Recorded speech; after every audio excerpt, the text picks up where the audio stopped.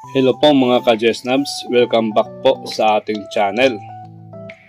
July 1, 2025, marami po ang walang pasok sa araw na ito. Ito, proclamation number 933.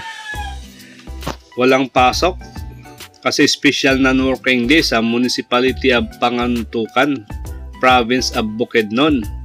Martes na araw po ito. Dahil yung Municipality of Pangantukan sa July 1 ay mag-celebrate ng kanilang founding anniversary. Happy anniversary dyan sa Pangantukan, Bukidnon. Ito pa, July 1 din ito.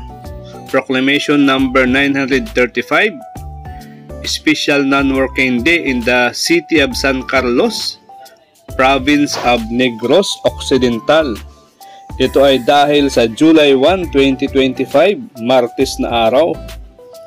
Ang San Carlos City, Negros Occidental will mark the celebration of its charter anniversary. Happy charter anniversary dyan sa San Carlos City, Negros Occidental. Ito pa, July 1 din po ito. Proclamation number 936, a special non-working day in the Municipality of Kibawe, Province of Bukidnon. Ito ay dahil sa July 1, 2025, Tuesday syempre, Municipality of Kibawe, Province of Bukidnon ay mag-celebrate ng kanilang founding anniversary. Happy anniversary dyan sa Kibawe, Province of Bukidnon. Ito pa, proclamation number 943. Siyempre, July 1 din ulit ito. Special non-working day in the city of Dipolog, Province of Zamboanga del Norte. Ito ay dahil sa Dipolog City, Zamboanga del Norte ay mag-celebrate ng kanilang founding anniversary.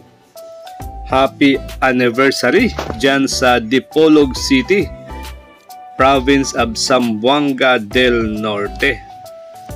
Ito pa, proclamation number 945, declaring Tuesday, syempre July 1 ulit, a special non-working day in the Municipality of Magsaysay, Province of Misamis Oriental.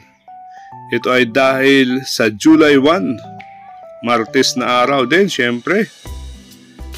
Ang Municipality of Magsaysay, Province of Misamis Oriental ay mag-celebrate ng kanilang founding anniversary.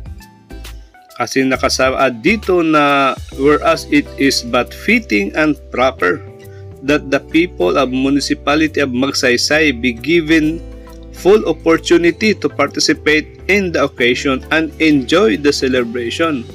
Kaya kayong may mga non-working day dyan sa mga July 1 na petsa, enjoy nyo po ang araw ninyo. Congrats po sa inyo. At saka, pakisubscribe na rin kung di nyo pa ito nagagawa sa channel ko. Salamat po. Bye-bye.